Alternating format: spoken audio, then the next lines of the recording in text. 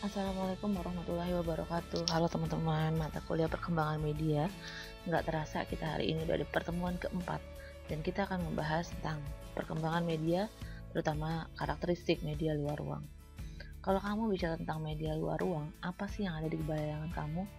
Nah, ternyata media luar ruang yang dimaksud adalah identik dengan papan reklame, dan papan reklame ini biasanya identik dengan industri iklan. Dan ternyata media luar ruang kategorinya nggak cuma papan reklame. Sekarang banyak banget media-media yang masuk kategori media luar ruang. Ciri kedua adalah masuk dalam industri iklan dan dipajang di jalan-jalan. Jadi syaratnya adalah harus dibuka atau dipajang di tempat umum di mana orang lalu lalang di situ. Banyak orang yang menyaksikan. Dengan seiringnya berkembang teknologi, media luar ruang ini itu nggak bisa dilepaskan dengan teknologi juga. Itu kan sekarang jenisnya udah macam-macam, ada yang bentuknya digital, ada yang bahkan kalau dilihat di mall-mall itu ya udah gede-gede banget ya, giant Videotron ya.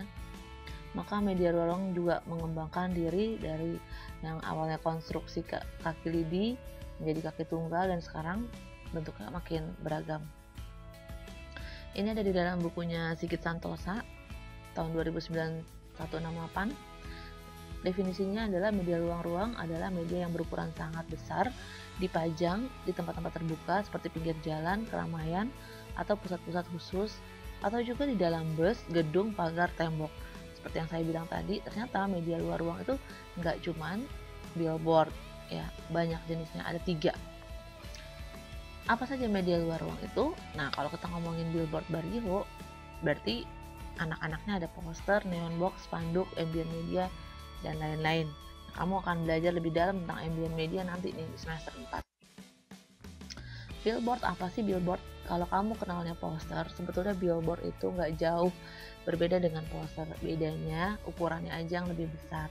Kalau poster kan didesain dengan agar semua orang bisa lihat dan ukurannya lebih kecil, dipajang di mading gitu misalnya, atau di tembok-tembok. Nah, pada abad 19 orang menyebut poster ini dengan nama bills, di mana para pengusaha waktu itu menyewa ruang di atas panel kayu. Bills ya, kalau misalnya bahasa Inggris mungkin bills artinya ada tagihan, tapi nggak salah juga dibilang begitu, karena yang bikin untuk memasang billboard itu emang tagihannya mahal. Jadi board itu papan, bills itu tagihan, jadi papan yang mahal mungkin begitu ya. Ini mungkin salah satu contohnya, kita sering juga lihat di pinggir jalan ya. Bentuknya macam-macam, ada yang seperti spanduk, ada yang seperti baliho ya. Nggak ada ukuran standar sebetulnya ya. Sekarang ngomongin poster. Poster itu adalah lembaran kertas mirip wallpaper yang dicetak kemudian ditempel pada panel besar, dan biasanya dikasih lampu atau kerangka. Tujuannya adalah supaya poster ini nggak cepat rusak dan kelihatan dibanding dengan yang lainnya, makanya dikasih lampu. Poster adalah bagian dari kombinasi visual di mana di dalamnya ada warna, ada pesan atau teks yang tujuannya menangkap perhatian orang yang lewat di sekitarnya. Ini dari Nana Sujana ya dan Rifai. Nah, saya juga pernah nih bikin penelitian tentang poster, yaitu poster pendidikan seks dalam keluarga. Nih poster yang saya buat. Nah, saya mau jelasin sekarang elemen-elemen yang ada dalam poster. Ada logo, ada headline. Headline adalah teks yang besar, yang paling besar di dalam poster, di mana teksnya adalah menjiwai semua isi poster gitu ya. Headline namanya. Ada lagi subheadline. Subheadline ditandai dengan teks yang ukuran hurufnya lebih kecil daripada headline. Tujuannya adalah untuk menjelaskan isi headline. Ada warna, ada layout, tipografi, teks tadi ya. Kalau misalnya di beberapa tempat lagi ada lagi teks kecilnya gitu, ini nggak ada.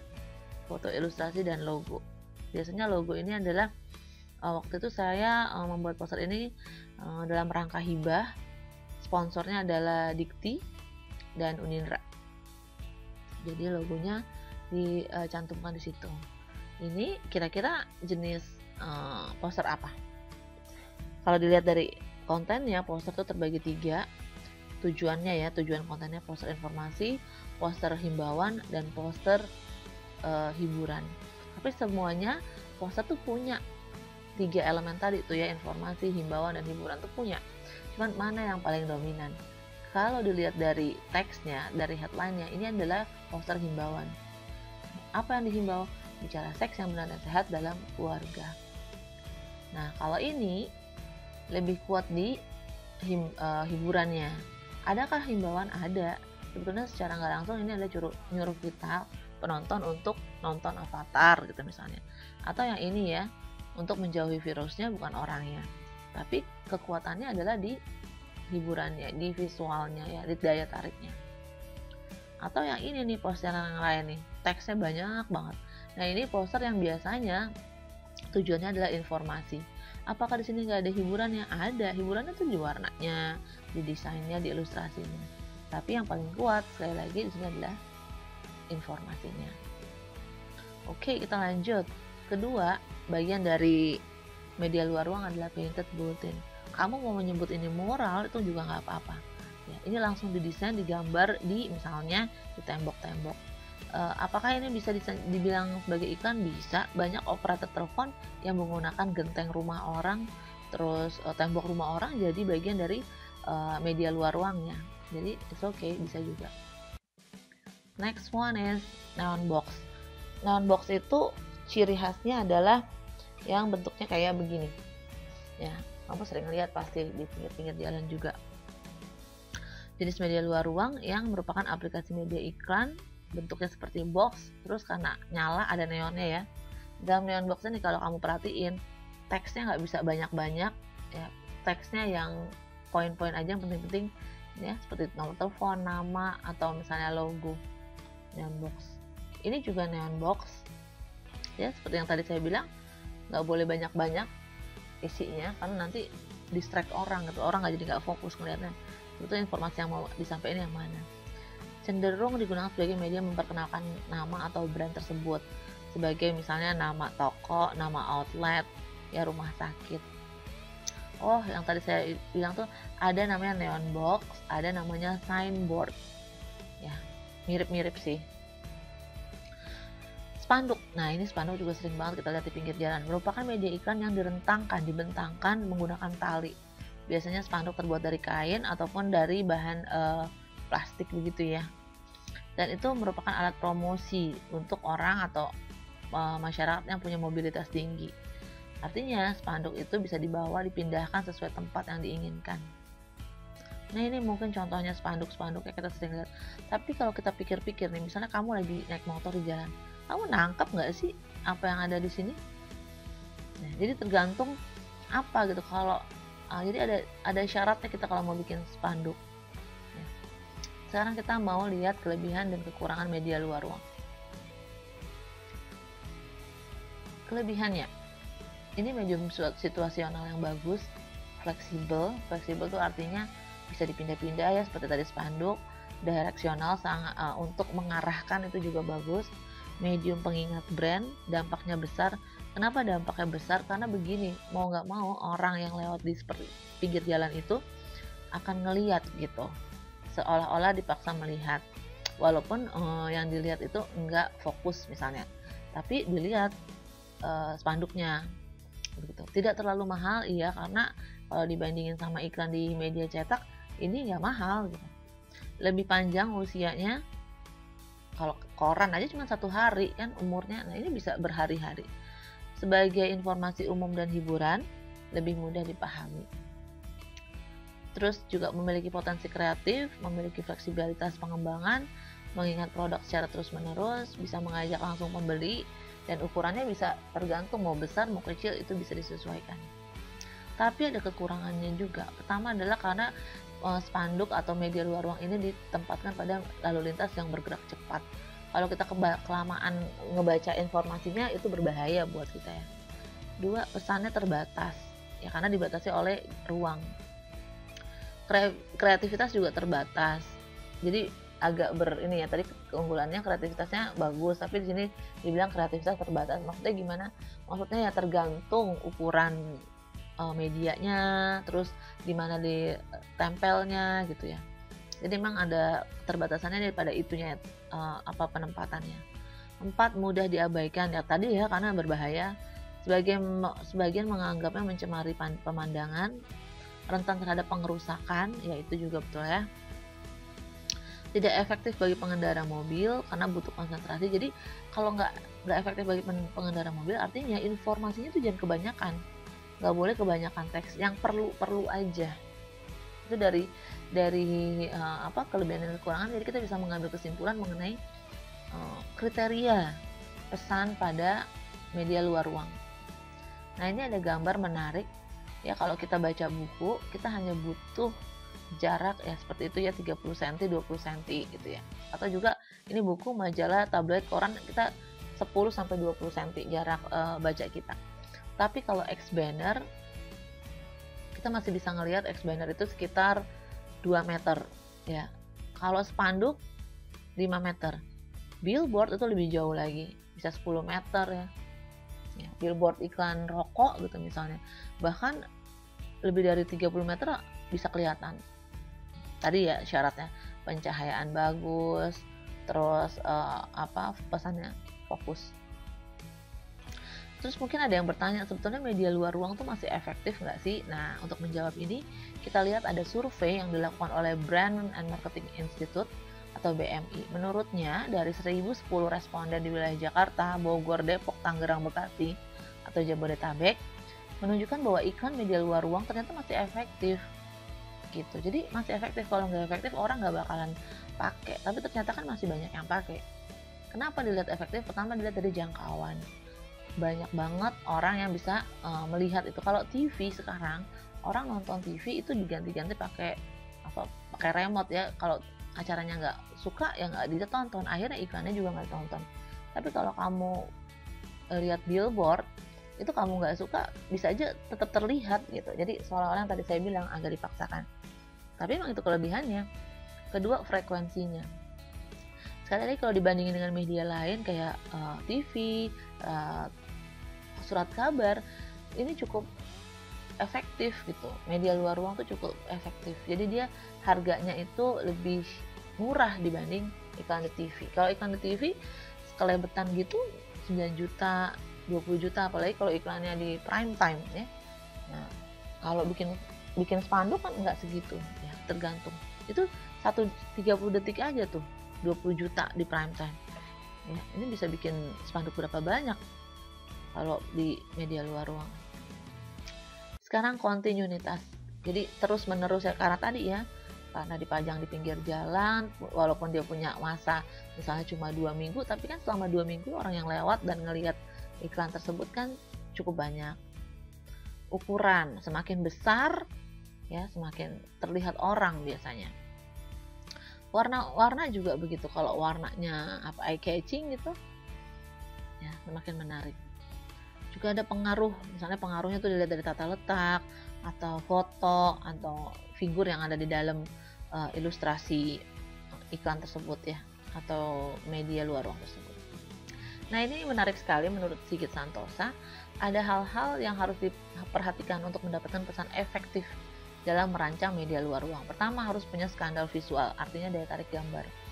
Kalau kamu perhatiin iklan rokok itu menarik sekali ya, foto-fotonya. Nah, itu dianggapnya sebagai visual skandal. 2, pesan harus jelas.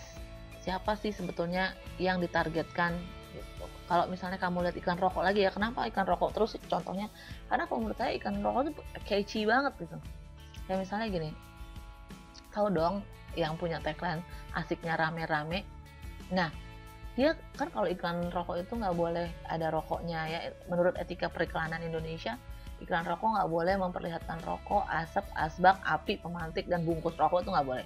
Akhirnya mereka ide kreatifnya tuh dibuat dengan cara asosiasi. Jadi kalau misalnya brand ini citranya apa, untuk rokok yang asiknya rame-rame, dia mengasosiasikan brand itu dengan kumpul bersama teman-teman. Nah, karena berkumpul, siapa yang suka berkumpul bersama teman-teman? Anak muda, misalnya kamu jawab gitu. Ya udah, pesan harus jelas untuk siapa, itu udah jelas banget. Dengan demikian, kata-katanya, teksnya juga mengikuti segmentasi yang dibidik, asiknya rame-rame. Tata letak sederhana, produk dan nama produk harus kelihatan jelas, Ilustrasinya juga harus tepat, warna menarik namun mudah dibaca, menggunakan huruf yang ideal. Kampanyenya juga harus kontinu dengan media-media yang lain, dan yang paling penting lokasinya harus mudah dilihat. Nggak boleh ketutupan pohon, nggak boleh ketutupan jalan, jadi benar-benar harus survei dulu ya. Nah, ini saya sedikit jelasin tentang ambient media, awas jangan salah baca ya. Ini ambient bacanya. Nah, ada beberapa buku yang menjelaskan bahwa ambient pada saat ini bergerak ke arah media luar ruang. Ambient media itu bergerak ke arah luar ruang, tadinya dia punya definisi sendiri, tapi lama-lama juga digunakan bagi media luar ruang. Jadi begini, menurut definisinya, ambient media adalah kecenderungan oportunistik dalam arti memanfaatkan lingkungan yang ada. Misalnya ya, kamu makan mie ayam di warung mie ayam, kamu perhatiin taplaknya itu mungkin sosro. Ya, taplaknya sosro yang warnanya oren-oren gitu. Terus tempat tisunya juga sosro. Tempat garpunya sosro juga. Ngapain sosro bikin segitu banyak? Tujuannya adalah ambient media, memanfaatkan lingkungan yang ada sehingga nih mata kita nggak dikasih kesempatan untuk nggak lihat sosro, lihatnya brand itu aja. Nah, itu salah satu tujuan ambient media. Ya, kalau dibilang memiliki pesan tersembunyi ya bisa juga. Ini ada beberapa film saya nggak tayangin di sini, nanti kamu lihat aja ya. Ada juga transit ad. Transit ad ini definisinya adalah gampangnya begini. Iklan yang nempel pada mobil, bus, pesawat, kereta api ya, baik itu di terminalnya, baik itu di bandaranya maupun stasiun. Pokoknya yang urusannya sama kendaraan umum, kendaraan bergerak. Itu definisi transit ad. Jadi kalau kamu ngelihat misalnya di motornya abang-abang Gojek ada iklan, nah ini kategorinya adalah transit ad. Kamu ngelihat iklan di kereta komuter lain, itu adalah transit ad. Kamu lagi naik pesawat, terus di kursi pesawatnya itu ada iklan, itu juga masuk dari transit ad. Jenis-jenis iklan pada komuter lain. Nah, ini saya pernah melakukan penelitian, terus saya lihat gitu ya, apa aja jenis-jenis iklan, ternyata banyak banget. Ini baru iklan pada komuter lain ya. Maksudnya jenis-jenis iklan transit ad pada komuter jenisnya macam banget. Ada wall branding, ada ceiling panel, ada hand grip yang buat pegangan itu, ada cover seat, sarung kursi, window branding ya, dan macam-macam gitu ya. Ini contoh-contohnya tuh ya. Sering kan kalau naik kereta ada iklan-iklan begini di dalamnya. Ini hand grip nih ya, kadang-kadang tuh ini yang udah dikasih iklan. Mau tahu nggak harganya berapa? Tuh lihat, hanging alley. Jadi kalau misalnya satu bulan itu kan berarti 30 hari ya, dia bayar 18 juta. Nah, bandingin sama iklan TV yang tadi saya bilang, kalau 30 detik aja itu harganya bisa range-nya 9 sampai 20 juta. Makanya banyak yang memilih atau beralih pada media luar ruang, karena tadi tuh orang kan mau nggak mau dipaksa tuh buat ngelihat iklan dia. Semua orang yang ada di dalam kereta ngelihat walaupun cuma sekilas gitu. Beda sama iklan-iklan kayak TV, kalau nggak style TV-nya nggak lihat. Oke, sampai di sini dulu teman-teman, kita bahas media luar ruangnya, kita terusin nanti di grup untuk diskusi selanjutnya. Terima kasih atas perhatiannya. Stay home, stay healthy, dan wassalamualaikum warahmatullahi wabarakatuh.